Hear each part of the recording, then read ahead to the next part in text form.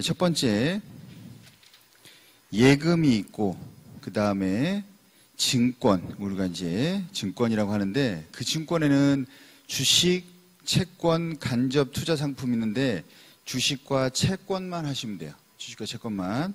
그 다음에 보험에는 우리가 공적 보험과 그 다음에 사적 보험, 이렇게 둘로 나누죠. 보험. 그래서 연금에도 공적 연금, 사적 연금 이렇게 나누게 됩니다. 주로 이제 시험에 나오는 건 예금과 그다음에 주식, 채권 이 세 가지 종류에서 나오게 돼요. 예금에는 요구불 예금이 있고 밑에는 위에가 요구불이고 밑에는 저축성입니다. 요구불, 저축성. 우리가 요구불 예금은 자유롭게 입출금이 가능한 예금을 요구불 예금이라고 해요. 저축성 예금은 흔히 말하는 적금입니다. 적금. 자, 그 다음에 그래서 예금은 어쨌든 언제든지 찾을 수 있죠. 언제든지 바로 찾을 수 있어요. 그 다음에 증권입니다. 증권은 사실은 팔려야 찾죠. 안 팔리면 못 찾아요. 안 팔리면. 주식, 채권인데 주식, 채권은 뒤에서 자세하게 비교합니다. 비교하고 그 다음에 보험은 이제 사실 사적 보험, 공적 보험. 공적 보험의 대표적인 거 사회보험 우리가 생각하시면 되고, 연금, 공적 연금은 공무원 연금, 군인 연금, 뭐 국민연금 다 공적 보험 연금이고, 우리가 기본적인 우리가 생활을 위해서 일반적인 사적 보험회사나 투자회사나 이런 은행이나 이런 곳에 우리가 돈을 지불하고 나중에 연금을 받는 게 이제 사적 보험이 됩니다. 뭐 미래에셋, 뭐 하나투자, 뭐 여러 가지가 있겠죠. 아니면 메리츠, 뭐 여러 가지가 있겠죠. 자, 그러면 이제 주로 시험에 나오는 게 바로 주식과 채권의 비교였어요. 주식과 채권의 비교.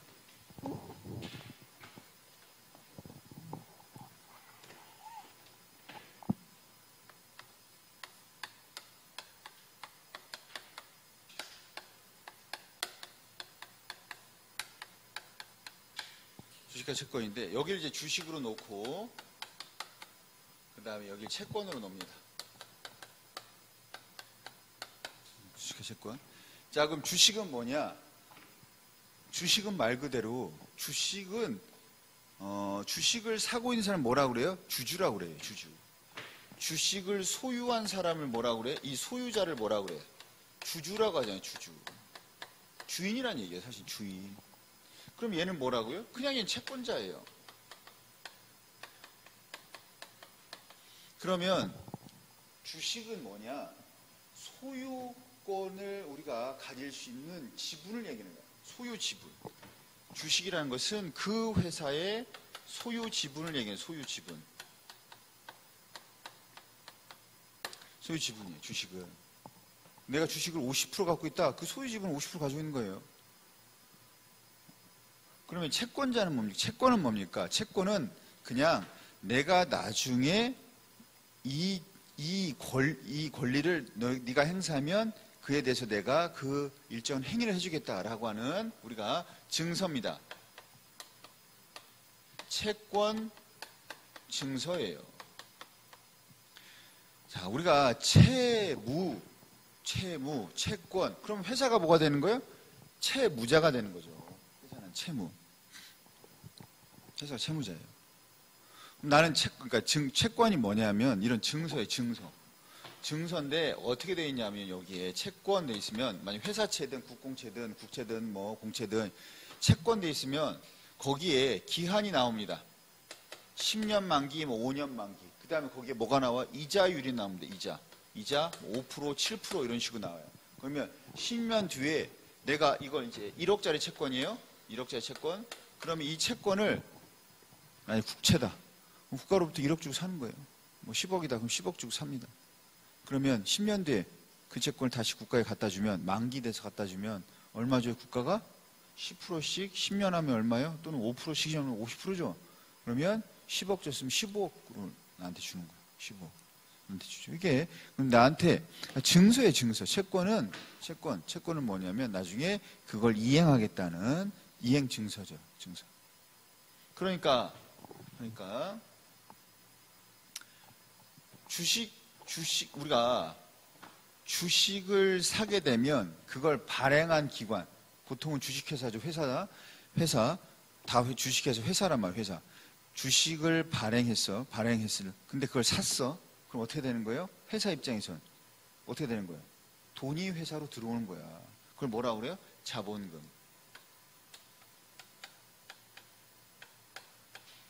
그래서 주식을 구입했다. 그러면 뭐예요? 회사 입장에선 자본금이 들어오는 거예요. 자본금이. 그런데 똑같이 회사라고 봅시다. 이걸 구입했단 말이에요. 구입했을 때 구입을 하면 우리가 주식회사는 자본금이 들어오는 거야. 그런데 우리가 회사가 채권을 발행했어. 그런데 그걸 구입했어. 그럼 회사는 뭐예요? 뭐가 늘어나는 거야? 채무가 늘어나는 거예요. 채무. 빚. 그러니까 여러분은 채권 발행했어요? 주식 발행했어요? 당연히 주식을 발행하지. 그래서 주식회사.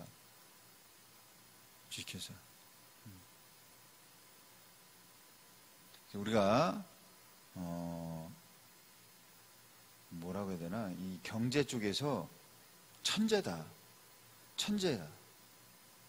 주식회사를 만든 사람 진짜 천재다. 왜? 생각해봐.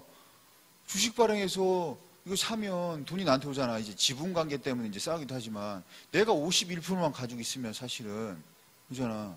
51% 가지고 있으면 나는 우호적인 사람들이 51%만 가지고 있으면 어떻게 되는 거예요? 언제든지 회사는 내 맘대로 할 수 있으면서 돈은 나한테 들어오잖아. 돈은 나한테 들어온단 말이에요. 그리고 회사가 잘 되면 가치도 올라가니까 우리가 내가 가지고 있는 단순한 회사의 어떤 소유라든지 이런 것뿐만 아니고 내가 지금 주식 가격이 오르니까 이건희, 이지용 다 뭐예요? 주식 가격이 올라서 그런 거야. 주식 가격이. 뭐 2대 재벌, 3대 재벌 이런 사람들이 뭐가 들어요? 셀트리온 이런 사람들 회장들이 올라오잖아. 그 얘기는 왜? 셀트리온 주식이 올라가서 그런 거예요. 주식이. 천재다. 그래서 주식회사를 만든 사람 천재다. 또 천재가 뭐냐? 인턴. 그잖아, 인턴. 착취하고 쫓고 착취하고 빨아먹고 쪽쪽 착취하고 버리기 쉽고 얼마나 좋아. 열정페이. 말이 열정페이지. 열정페이. 얼마나 좋아. 또 두산. 뭐 이런 거잖아요. 뭐 사람 인재다 그래가지고 뭐 이런 말이 있듯이. 그러니까 사람 인재잖아. 그래가지고 다 뽑아가지고 열심히. 야, 니네 다 나중에 정규직 전환하든지 뽑을 때 혜택 줄 거야. 열심히 할 거 아니야. 그리고 100명 중에 1명 뽑아주면 이제 효율적으로 아주 노동력 착착이 딱 좋죠. 돈은 조금 주면서 일은 많이 시키고. 그 다음에 젊어서 고생은 사서도 한다. 뭐 요즘 사람들은 개소리냐. 젊어서부터 쉬어야지 왜 젊어서부터 고생하냐. 젊어서 고생하면 나중에 더 고생한다 말이지. 우리가 어쨌든 그러니까 얘는 자본금이 올라가는 거예요. 자본금.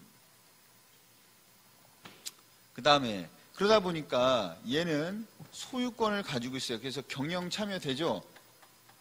우리가 주주총회 같은 데 참여하잖아요. 경영 참여할 수 있어요. 얘는 안 돼. 경영 참여가 안 됩니다. 자, 이제 중요한 건데 뭐냐면 얘는 수익을 어떻게 거두나요? 시세 차익. 시세 차익이 뭡니까? 시세 차익은 팔아서 내가 사고 다시 팔아서 남긴 차익. 시세에 따른 차익. 1,000원에 사서 1,500원 팔았어. 그럼 나 500원 남은 것이. 이게 시세 차익. 그 다음에 배당금. 주식은 주주들한테 우리가 주식회사는 배당금을 줘요. 배당금이 뭐냐면 만약에 흑자가 났고 비용 다 처리하고 남는 잉여금이 있어. 그럼 그걸 뭐야? 주주들이 나눠 갖죠. 주주들. 만약에 삼성전자 돈을 많이 벌었어. 월급 다 주고 뭐 주고 했는데도 돈이 남았어. 그럼 그걸 뭐해? 주주들한테 주겠죠. 누가 좋은 거야 그럼? 이재용이 좋고 이건희가 좋은 거죠. 왜? 제일 많이 있잖아. 한 주당 뭐 만약에 1,000원씩 해도 만약에 10만 주 가지면 얼마예요? 10만 원. 1,000만 억 10억이네. 10억. 배당금 10억. 근데 1,000주만 가지고 있잖아요. 10만 주 가지고 있으면 엄청 많이 가지고 있을 거 아니에요. 만약에 10,000원 주면 얼마야? 100억이 아니고 1,000억이 뭐 1,000억 뭐 이렇게 해. 그래서 대기업 총수들이라든지 이런 사람들은 어마어마하게 가져가요. 배당금 때문에 어마어마하게 1년에 뭐 몇천억 가져가요. 몇천억. 그러니까 주식 가격 오르지, 배당금 받지. 그 다음에 근데 여기도 시세 차익이 있습니다. 그 다음에 여긴 배당금이 없고 뭐가 있어요? 이자가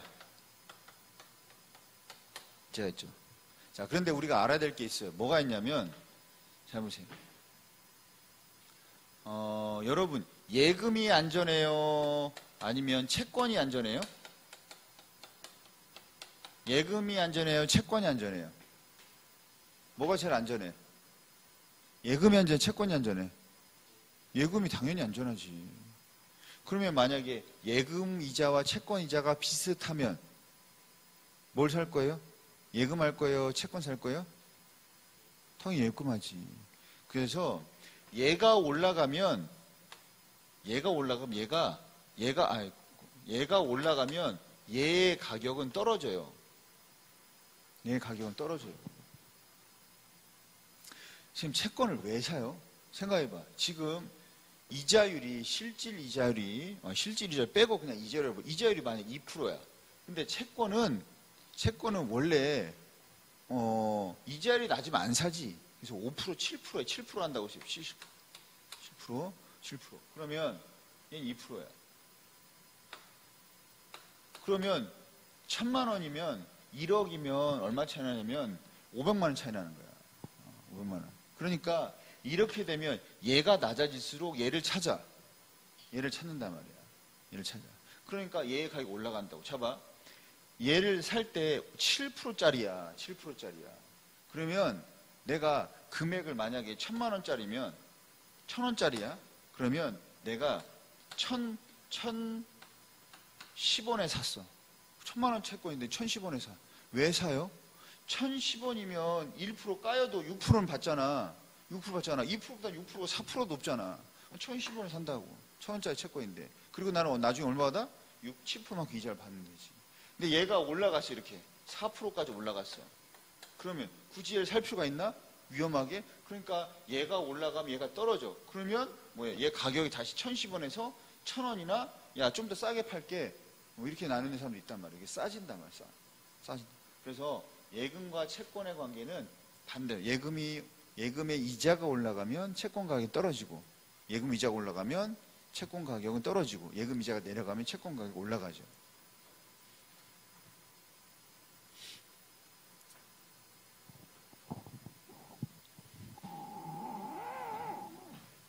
자, 그 다음에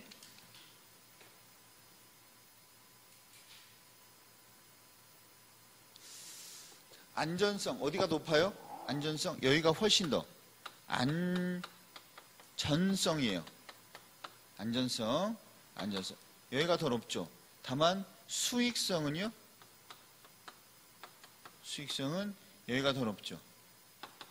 자, 이렇게 해서 우리가 두 가지를 구분해 볼 수 있습니다. 주식과 채권을 비교해봤고, 마지막으로 이제 생애주기 곡선입니다.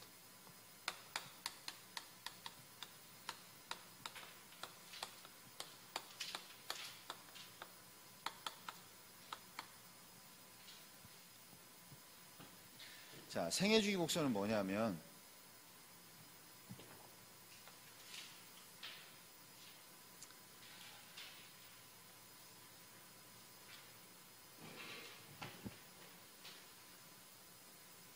평생 살아가면서 우리가 태어나서부터 죽을 때까지 사실은 지출은 계속해요. 지출은 계속한다고. 그런데 태어나면서부터 돈을 버는 게 아니잖아. 태어나면서부터 돈을 버는 것이 아니고 어느 정도 나이가 되면 돈을 벌기 시작해서 그 다음에 사망하죠. 그러면 우리가 언제부터 돈을 벌기 시작하냐? 대략 우리가 20세 전후부터 돈을 벌기 시작하죠. 그래서 언제까지 버냐? 우리가 대략 한 60세 전후까지 돈을 벌게 되죠. 60세 전후까지. 그럼 우리가 여기 사망한다. 이때 사망한다 치면 우리가 이 파트는 다 뭐가 되는 거예요?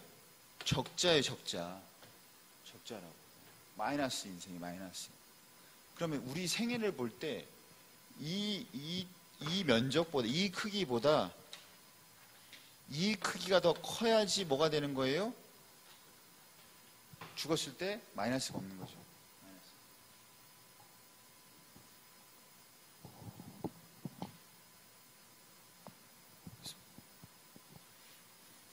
그래서 우리가 살아가면서 경제적인 어떤 삶을 살고, 그 다음에 좀 더 이제 안정적인 삶을 살기 위해선 이런 재무제표, 이런 재무 설계를 잘 해서 우리가 금융자산 이런 것들, 또 투자 이런 것들 잘 해서 소비, 지출 이런 것들을 잘 계획해서 해야지 우리가 인생을 살면서 좀 더 노후에 안정적인 생활하면서 부족함이 없을 수 있단 말이에요. 그러면 그걸 관리하는 게 바로 재무제표예요. 재무제표.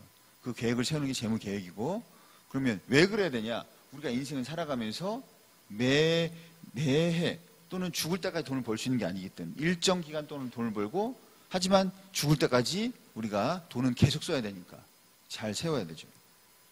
그러면 이 생애주기 곡선에서, 자, 그럼 이 부분이 뭐가 됩니까? 이 부분이 뭐예요? 이게 소비예요, 소비. 소비잖아. 이게 바로 뭐예요?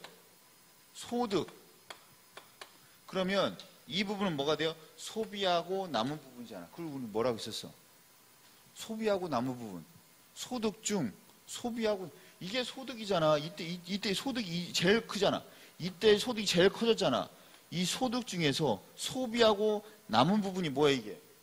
저축이라고 했잖아. 그래서 저축이 제일, 우리가 저축의 비율이 제일 높을 때 언제예요? 이때야, 이때. 이때는 저축의 비율이 제일 높다고. 저축률이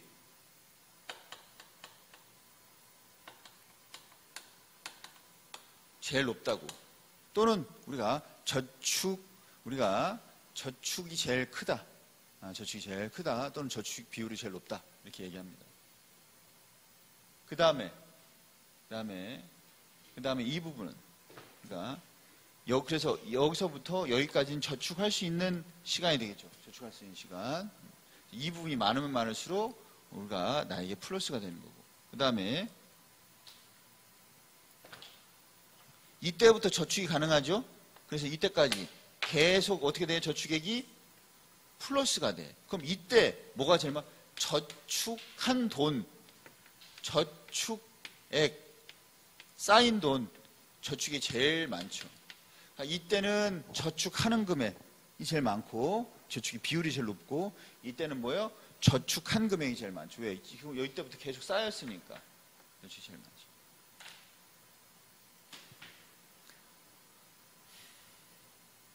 세금을 많이 거두면 이게 내려오죠. 폭이 줄잖아. 우리가 폭이 준단 말이에요. 그래서 다양하게 해석할 수 있어야 되죠. 저축하는 기간, 저축, 이걸 합한 것보다 이게 커야 되고, 이때는 저축 비율이 제일 크고, 이때는 저축한 금액이 제일 크고. 자, 그 다음에 이때까지는 어떻게 돼요? 이때까지는 계속 저축액이 올라가죠. 소득이 올라갈수록 저축액의 비율이 저축 비율이 올라가다가, 이때부터는 다시 저축 비율이 하락하게 됩니다. 자, 그래서 그 모습이 299페이지에 정리가 되어 있습니다. 자, 이렇게 해서 경제, 우리가 금융 파트 쪽에 대한 내용을 쭉 한번 정리를 해봤습니다. 맞고,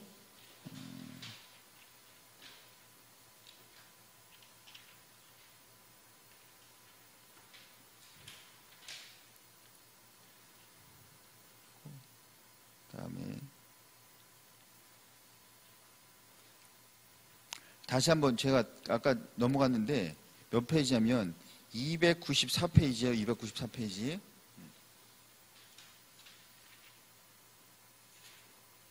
자, 잘 보셔야 돼요. 뭐냐면 우리가 이제 봤잖아. 그러면 소득에는 우리가 소득은 그냥 소득이 있고 뭐가 있어요? 처분 가능 소득이 있는 거예요. 처분 가능 소득. 그러면 우리가 벌어들인 소득, 벌어들인 돈, 그게 다 소득이에요. 소득. 우리가 뭐 경상소득을 해도 되고, 근데 사실 기타 수입도 있기 때문에 기타 수입 따로 계산하겠지만 소득.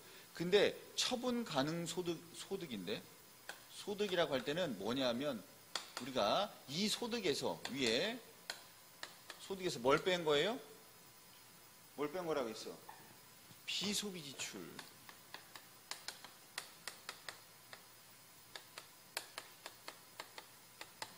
비소비 지출.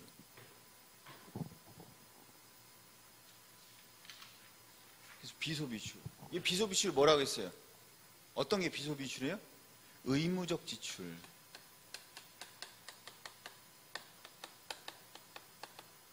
대표적인 게 뭐 있어요? 세금, 관리비, 보험료 이런 것들.